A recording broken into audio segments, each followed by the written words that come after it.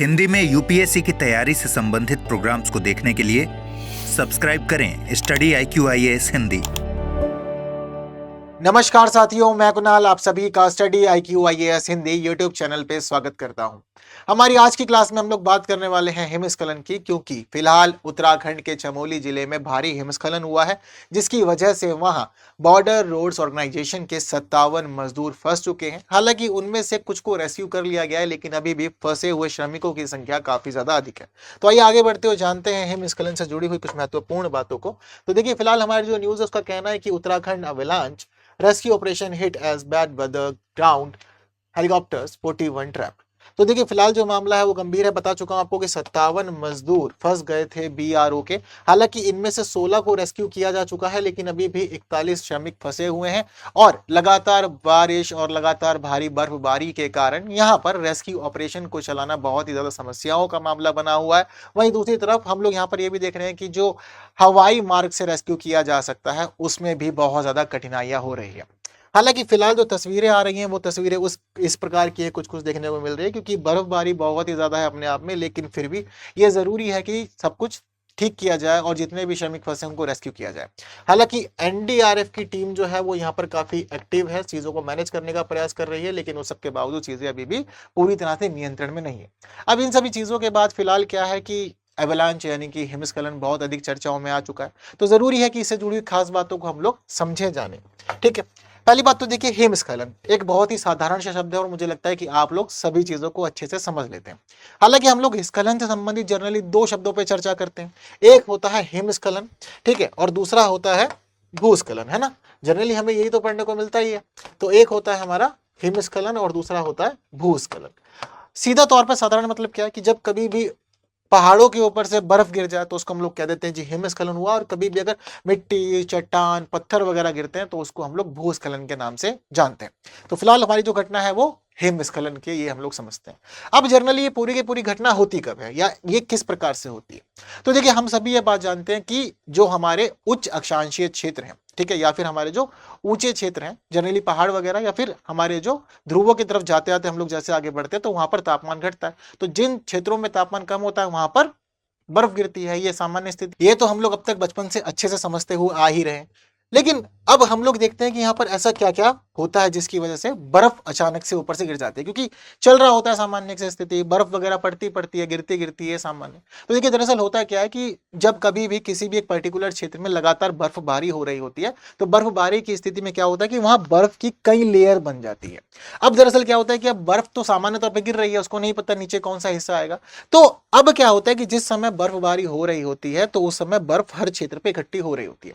अब ऐसी स्थिति में जिन क्षेत्रों के अंदर पकड़ कमजोर होती है, यानी कि जो ढलान वाले क्षेत्र होते हैं जहां पर आधार मजबूत नहीं होता, ऐसी स्थिति में जब वहां पर पर्याप्त मात्रा में बर्फ इकट्ठी हो जाती है तो ऐसी स्थिति में फिर वो जो बर्फ की लेयर होती है वो लेयर अचानक से टूटना और गिरना शुरू करती है, जिसकी वजह से हम देखते हैं कि एक बड़ी संख्या में बर्फ ऊपरी क्षेत्रों से गिर करके निचले क्षेत्रों में आती है।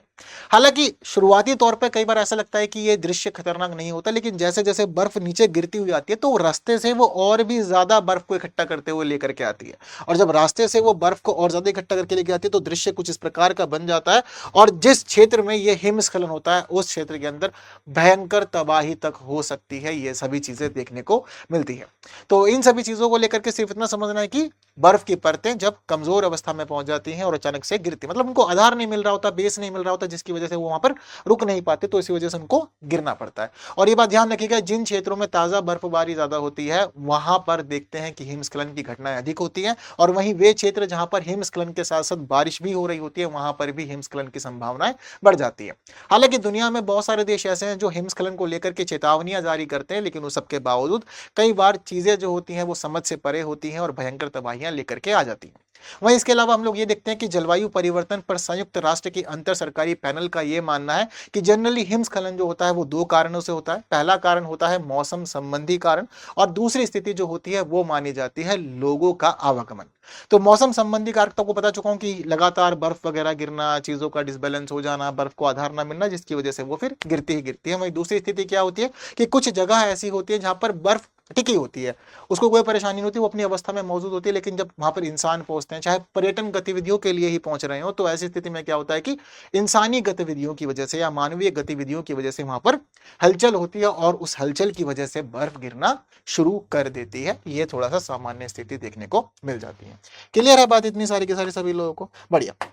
अब जब इतनी सारी बातें क्लियर हैं तो देखिए आपको मैं यहाँ पर लगे हाथ ये भी क्लियर कर देता हूँ कि हिमस्खलन जनरली दो अलग अलग प्रकारों से देखने को मिलता है। ठीक है, पहला प्रकार जो होता है हिमस्खलन का, उसको हम लोग कहते हैं स्लफ हिमस्खलन। ठीक है, क्या कहा जाता है? स्लफ हिमस्खलन। और दूसरा जो इसका प्रकार होता है उस प्रकार को हम लोग कहते हैं स्लैब हिमस्खलन। ठीक है, तो स्लफ और स्लैब हिमस्खलन की स्थिति जनरली हम लोग देखते हैं कि ये अलग अलग प्रकारों से हिमस्खलन को जाना जाता है।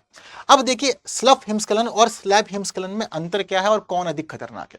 तो देखिए जो स्लफ हिमस्खलन होता है, तो स्लफ हिमस्खलन की स्थिति में क्या होता है कि जनरली कमजोर परत जो होती है वो कमजोर परत बर्फ के ऊपर बनना शुरू करती है या एक पर्टिकुलर क्षेत्र के ऊपर कमजोर परत बनना शुरू कर देती है। अब कमजोर परत के ऊपर जैसे जैसे और परतें चढ़ती जाती हैं तो ऐसी स्थिति में क्या होता है कि बड़ी संख्या में वहां पर अलग अलग परतें बन जाती हैं। और जब फिर वो परतें या फिर वो स्थान जब उस बर्फ का भार सह नहीं पाता तो ऐसी स्थिति में वहां से बर्फ फिर गिरना शुरू कर देती है।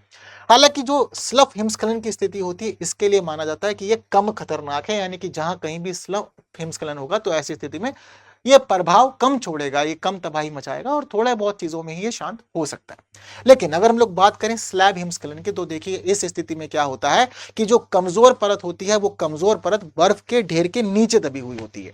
अब ऐसी स्थिति में क्या होता है कि जब उस कमजोर परत के ऊपर लगातार बर्फ का दबाव बढ़ता जाता है, तो उसके बाद हम लोग देखते हैं कि हिमस्खलन की घटना होती है। हालांकि यहाँ जो कमजोर परत होती है उस कमजोर परत की एक खास बात यह भी होती है कि वो कमजोर परत संपीड़ित बर्फ की कई लेयर से भी ढकी होती है। संपीड़ित यानी कि कंप्रेस्ड स्नो की कई लेयर्स भी उसके ऊपर चढ़ी होती है। तो ऐसी स्थिति में हिमस्खलन जब होता है तो ये कंप्रेस्ड स्नो भी टूटने लग जाती है और इसके टूटने की स्थिति में ही हम लोग देखते हैं कि एक बड़ी मात्रा में और एक भारी मात्रा में हिमस्खलन होता है। और स्लैब हिमस्खलन के तहत जहां कहीं भी बर्फ गिरेगी ये समझ लीजिए कि ये भयंकर तबाही लेकर के आएगी और इसकी वजह से लोगों की जान भी जाती है। और इतना समझ लीजिए कि कई किलोमीटर तक के क्षेत्र में स्लैब हिमस्खलन की घटना को हम लोग देख सकते हैं। ये इतना अधिक प्रभाव छोड़ती है। क्लियर है बात सारी की सारी? हालांकि स्लैब हिमस्खलन की जो घटना होती है ये जनरली कभी कभार ही देखने को मिलती है, लेकिन जब कभी भी होती है तो ये तबाही भयंकर लेकर के आती है।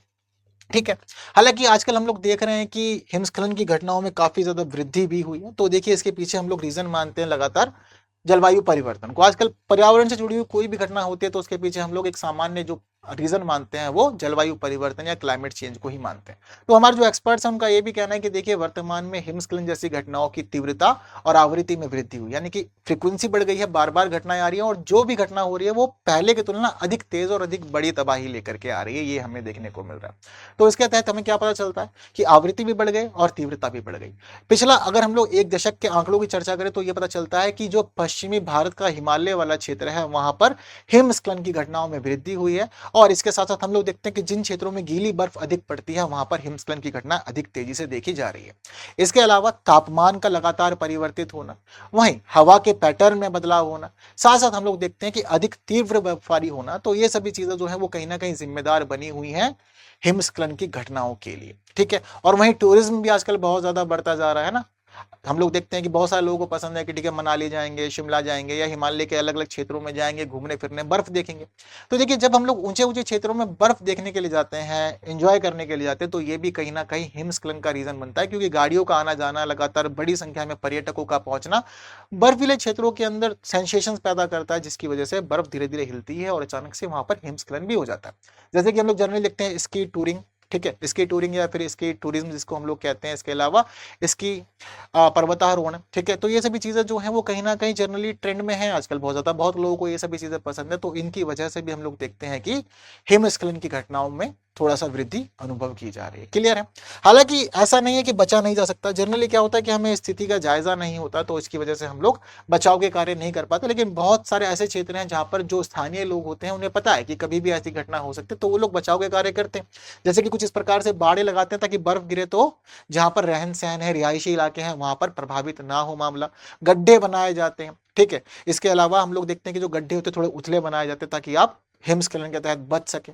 वहीं इसके अलावा जहां क्षेत्रों में संभावनाएं होती है कि यहाँ से हिमस्खलन होता है, तो बहुत सारे एक्सपर्ट जो होते हैं वो उस क्षेत्र में जाकर के अध्ययन करते हैं, देखते हैं कि क्या स्थिति मजबूत है या फिर कमजोर स्थिति में हिम मौजूद है कि कभी भी गिर जाए और बड़े प्रभाव छोड़ दे।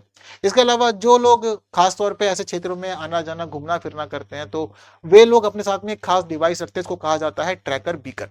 ये जो ट्रैकर बीकर होता है ये 80 मीटर, समझ लीजिए आप लोग पूरी तरह से कि 80 मीटर से अधिक क्षेत्र में भी वो अपनी पकड़ तक मजबूत रखता है। यानी कि अगर कोई व्यक्ति 80 मीटर की दूरी पर भी बर्फ में कहीं दबा हुआ है, तो ये जो ट्रैकर बीकर होता है ये उस व्यक्ति की पहचान कर सकता है, आपको बता सकता है कि इतनी दूरी पे, इतने डिस्टेंस पे कोई एक व्यक्ति कहीं पर दबा हुआ है, तो उसकी पहचान करके उसको रेस्क्यू करना थोड़ा सा इसके माध्यम से ईजी हो जाता है। और अगर कभी भी लगता है कि यहाँ बर्फबारी हो सकती है, तो एक किनारे वाले क्षेत्र पर अगर आप जाएंगे तो ऐसी स्थिति में खुद को बचा सकते हैं। ये थोड़े से उपाय हैं जिसके तहत हिमस्खलन से आप लोग बच सकते हैं। क्लियर है बात सारी? तो बस आज की क्लास में इतनी बात करते हैं। हालांकि हम उम्मीद करते हैं कि जितने भी बीआरओ के श्रमिक फंसे हुए हैं सभी सब कुशल मंगल वहां से निकल जाएं अच्छे से। ठीक, इसकी उम्मीद करते हैं वो सब चीजें जल्द से जल्द हो जाएं। बाकी प्राकृतिक आपदाएं हैं तो कहीं भी आ जाती हैं, बट जरूरी है कि तैयारियां रहें और जान माल की हानि ना हो, जितना बचा जाए उतना अच्छा, ये हम चीजें उम्मीद करते हैं। बट आज की क्लास में इतना ही, जितनी महत्वपूर्ण बातें आपके साथ शेयर की जानी चाहिए थी वो कर ली गई है। उम्मीद करता हूँ कि सब बातें आप तक अच्छे से पहुंच गई होंगी। बाकी आप लोग ये जानकारी बाकी साथियों तक पहुंचाएं, वीडियो को शेयर करके, जिन्होंने लाइक नहीं किया कर दीजिएगा। और बस ऐसे इन्फॉर्मेटिव वीडियोस के लिए बने रहिए हमारे YouTube channel study IQ IAS Hindi पर। आज के लिए दीजिए मुझे विदा। Thank you so much. जय हिंद। हिंदी में यूपीएससी की तैयारी से संबंधित प्रोग्राम्स को देखने के लिए सब्सक्राइब करें स्टडी IQ IAS हिंदी।